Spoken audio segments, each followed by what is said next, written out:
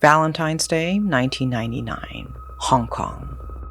The streets are full of couples, flower stalls, and the smell of chocolate drifting from shop doorways. The city itself is dressed up for this annual celebration of love. But 23-year-old Lau Chi-sing isn't thinking about any of that. He's walking toward an apartment building in Taihing Estate, Tuen Mun, with a bad feeling he can't articulate. His closest friend hadn't picked up the phone in days, so he's on his way to check in on him. He knocks, no answer. He calls his friend's name, but again, nothing. And then, just at the edge of his perception, there's a smell.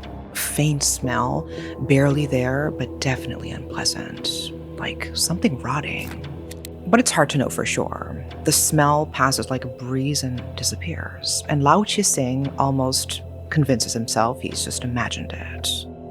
It's possible his friend is just not home, but Lau still can't shake that bad feeling, so he doesn't leave.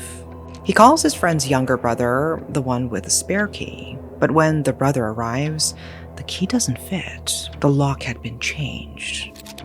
So they call the police, and what the police find will be discussed for years to come. This is the Tuen Mun Salt Murder.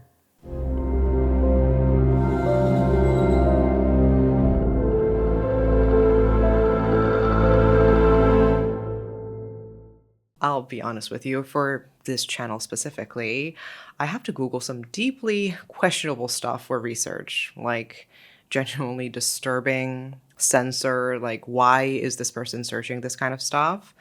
And it's literally my job. But try explaining that to whoever might be monitoring your connection. So yeah, I looked into online privacy more than the average person probably would. And that is what led me to CyberGhost VPN.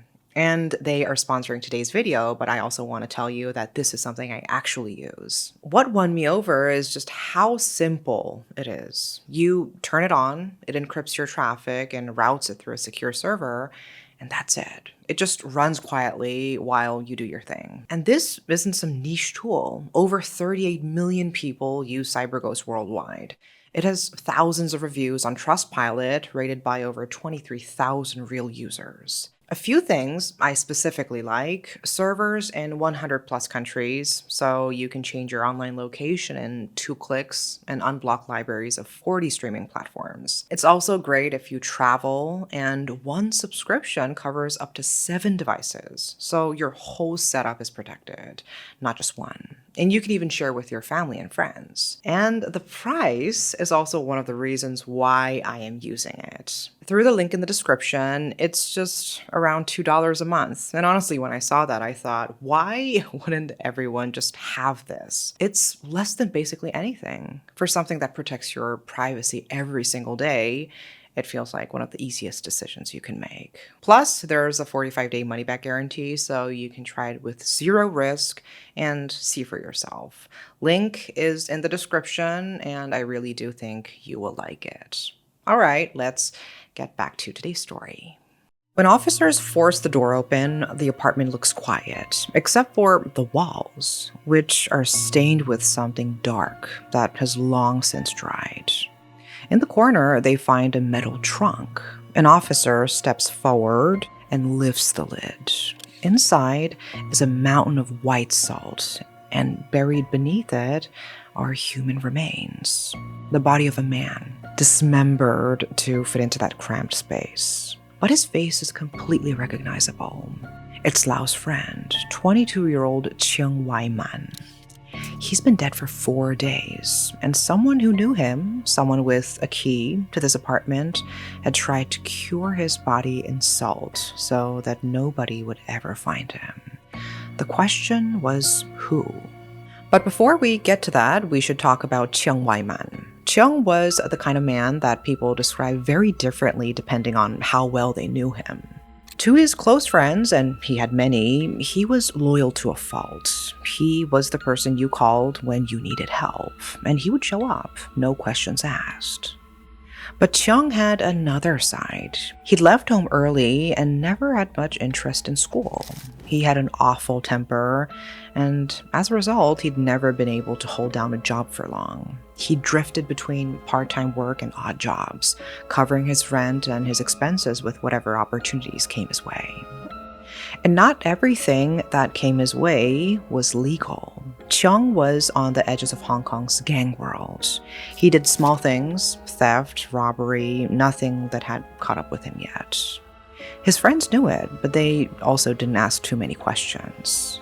Lau Chi-sing, the man who found Cheung's body, was one of his closest friends. The police sat Lau down and asked him to walk them through the last time he'd stopped by to see Cheung. It was February 10th. The door opened, but it wasn't Cheung standing there. It was a woman. She was young, beautiful but cold, composed and difficult to read. She told Lau that Cheung wasn't home and asked him to leave, quickly. Lau left. The police leaned forward. Who was she? Lau told them it was Cheung's girlfriend. He didn't know her well, she kept to herself and never really mixed with Cheung's friends. But Lau knew her name, Yik Po-man. The police had a face, they had a name. What they didn't have was Yik Po-man. However, on February 17th, a man walked into a police station in Hong Kong and gave the police exactly what they needed, a lead. His name was Lau Quan-wah. He was a painter, not someone from Cheung's world at all. Lau Quan-wah told him that he just received a phone call from a friend of his named Yik Po-man. She had admitted to killing someone and asked him for help, but he couldn't do that, he said. He told her to turn herself in, and then he'd headed to the police station. They told Lau Quan-wah, "Don't let her know you've spoken to us. If she calls again, agree to meet her. Pick a place. Tell us where." Lau Quan-wah's phone rang almost immediately after he walked out of the station. It was Yik. He arranged to meet her and gave the police an address, a building in Mong Kok, downtown Hong Kong. On February 26, officers moved into position around the building.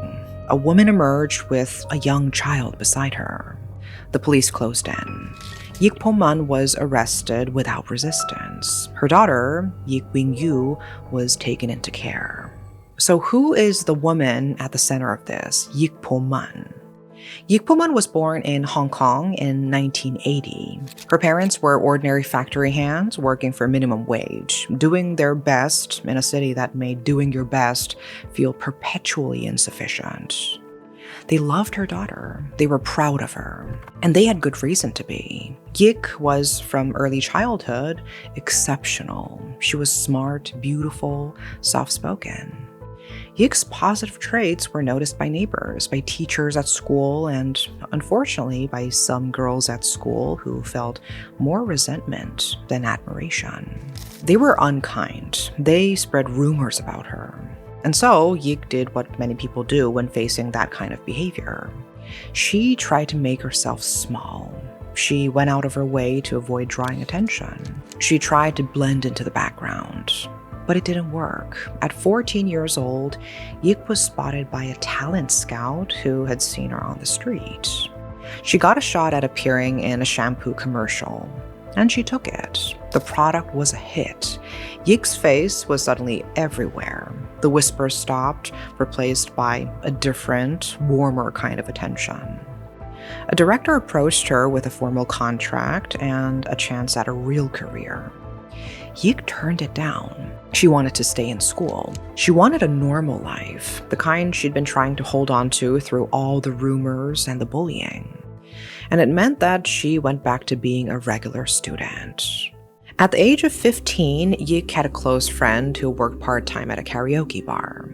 In her spare time, Yik would go and keep her company. Cheung Wai-man, who also worked at the bar, saw Yik walk through that door and couldn't keep his eyes off her.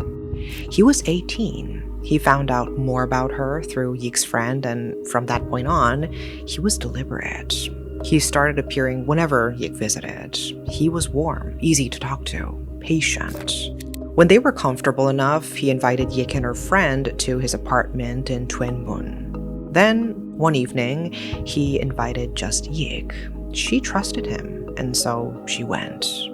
What happened next would later be the subject of considerable time in the courts.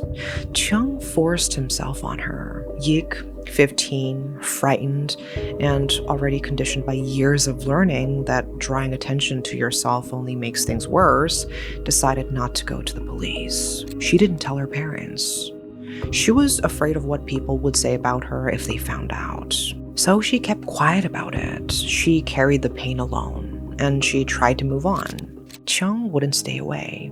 He came back around, gradually, steadily, and he told her that what had happened was because he liked her so much, he'd lost control of himself. He apologized. He was smooth, persistent, patient. And Yik, who had no one to tell her that this was not what remorse looked like, eventually believed him. She forgave him, and then she began a relationship with him. Now, this might seem like a questionable decision, but Yik was 15. Cheung was an adult who had assaulted her, and who then came back with apologies, with patience, with the careful, deliberate warmth of someone who knew exactly what he was doing. There was a word for that pattern, grooming, but Yik did not have it. She had only the feeling that after suffering rejection from her peers at school, someone had chosen her, and she held on to that. By the end of 1994, Yik was feeling unwell. She'd been feeling sick for weeks, nauseous, exhausted in a way she couldn't explain. She went to the doctor, expecting to hear it was just a bug that had been going around, but instead, the doctor told her she was several months pregnant. The news broke her. She was too frightened to tell her parents, too frightened to face it alone. So she went to Cheung. Cheung's response was immediate and wordless. He drove her to an abortion clinic. But his plan didn't work out. The doctor refused to perform an abortion on Yik. Her body was too slight. She was too young. An abortion at this stage would have put her life at serious risk. And so she was left with only one option: to have the baby. Yik was terrified of being found out, and so she did whatever she could to pretend that nothing was happening. She went back to school, managing to hide her growing belly beneath her uniform. She kept attending classes. She kept studying. She performed the role of a normal schoolgirl, all while navigating the physical and hormonal changes of pregnancy.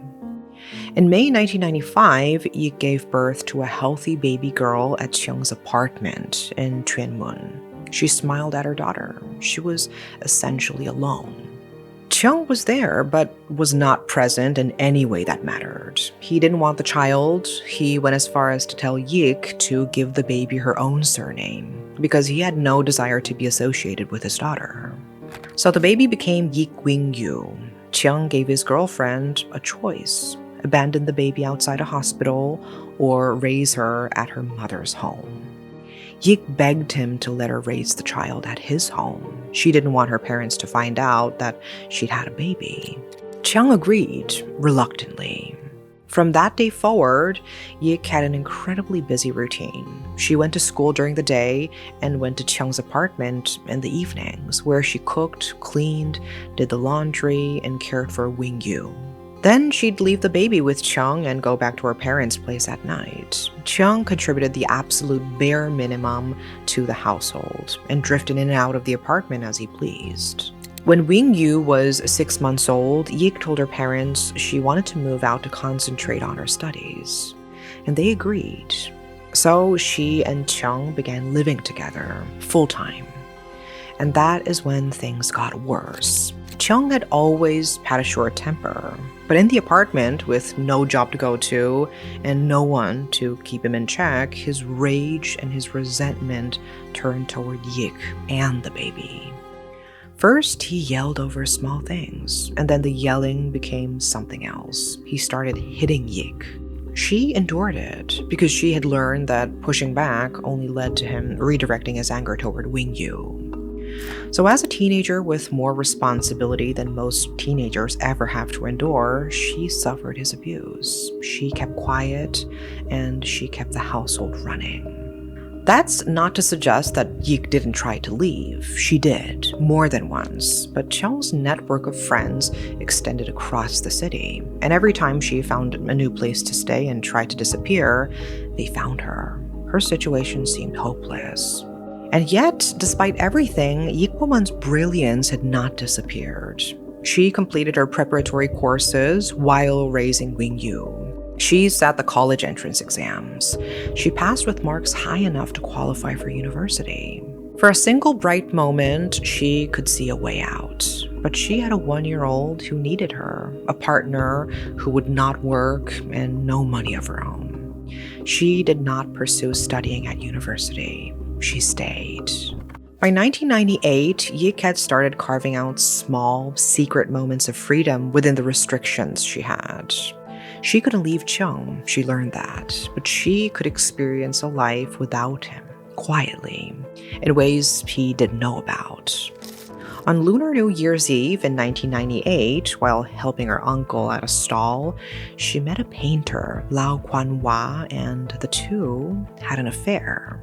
Their time together was light and easy. It was the kind of relationship Yik had never had before. However, a few months later, she ended it. She was too afraid of what Cheung would do if he found out. But she and Lau stayed friends. Then, in April 1998, Yik met a man named Shuk Sao-hang while she and her sister were out shopping. He was gentle and attentive. The relationship was steady. She began, for the first time in years, to seriously think about leaving Cheung for good. And she started making quiet preparations. But Cheung noticed. He was always watching her. He saw how she dressed when she said she was going out with friends.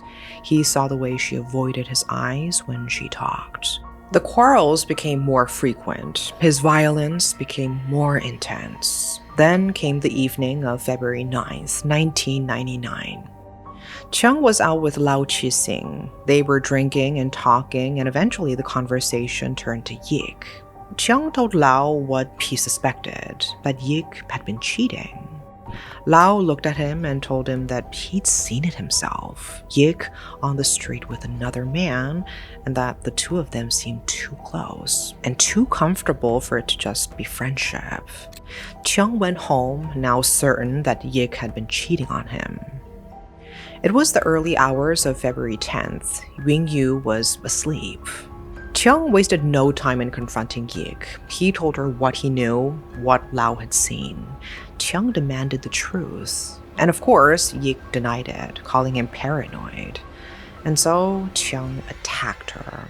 What happened next happened fast. She got up, she grabbed what she could reach, and she hit him back not once, but again and again, driven by something that had been building for 4 years. Every bruise, every cut, every time she tried to run, and he dragged her back. She hit him until he went down and didn't get up. Blood spread across the floor. The examination conducted later would find that none of the individual wounds were lethal. Cheung Wai-man died from the sheer accumulation of blood loss. Yik stopped, looked at the man on the floor, and according to people close to her, she felt two things simultaneously: grief and sudden enormous wave of relief. She had not noticed the gap in the door. She had not noticed her daughter, Wing-yu, watching through it. When Lau Chi-sing came by the apartment to see Cheung, she told him to leave. Closing the door behind him, she stood in the apartment, in the smell of blood, with Wing-yu in the other room and Cheung's body on the floor. She couldn't call the police. If she got arrested, Wing-yu would have no one. She had to make Cheung disappear. She looked at the large metal box in the apartment. She looked at Cheung. He wouldn't fit. And she understood what that meant. But it was late, and she couldn't do anything about it right away. She covered the body and went to sleep. The next morning, she took Wing-yu to a nearby restaurant for breakfast. She ate, and she felt calm. Then, on the way home, she stopped to buy several large bags of salt. The logic was simple and desperate. Salt preserves meat. If she cured the body, she would slow the rate of decomposition, suppress the smell, and buy herself some time. She was not wrong about the chemistry. She just didn't understand how little time she was actually buying. She went home and she began. She cut into Cheung's abdomen. The smell hit her like a wall. And then she realized her knife was too dull for the rest of what she needed to do. She stopped.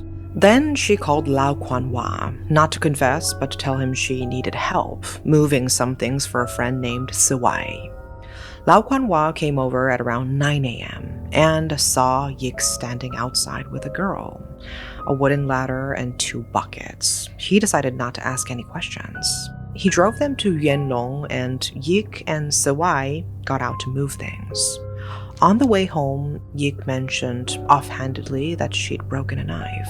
She needed a new one to chop up some chicken and also a pair of scissors. Lao Kuan-wa thought nothing of it. He helped her buy them in Tuen Mun, then dropped her off at home and left. Yik went inside. In the following hours, she dismembered his body. She cut off Cheung's left hand and left foot. She placed them in plastic bags and that she would dispose of in different rubbish bins in the area. Then she pushed the rest of his body into the box and poured in the salt, bag after bag, until the body was buried in white. She closed the lid. For days, she lived in the apartment with the box. She cooked, she cleaned, she cared for Wing Yu. She went about her life as if she didn't have the body of a man decomposing in her home. The smell stayed faint at first, faint enough to pass for something else in the open air of a hallway. Faint enough, that is, until it wasn't.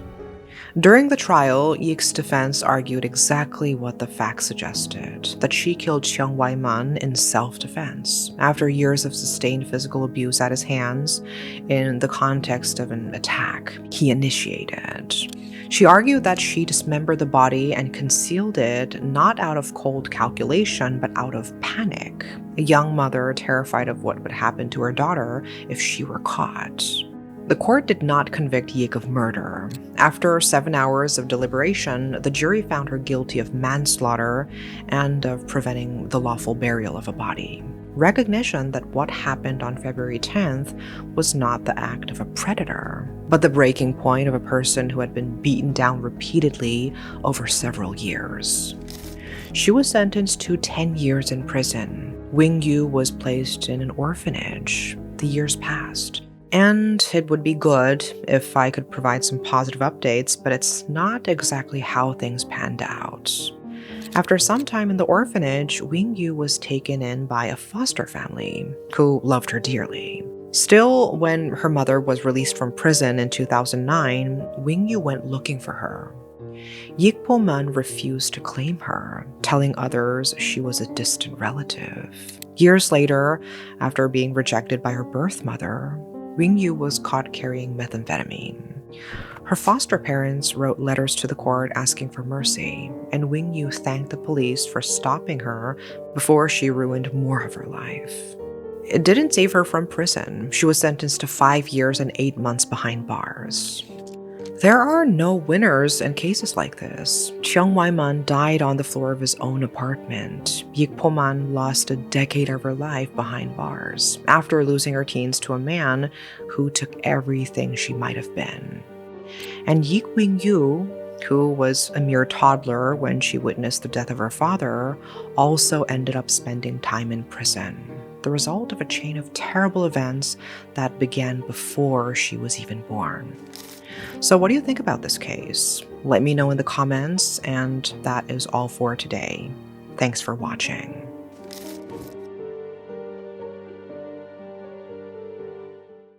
And before you go, check out the link in the description if you want to try CyberGhost VPN. They are offering a special deal for viewers of this channel, and it comes to about $2 a month. Plus, there is a 45-day money-back guarantee, so it's completely risk-free.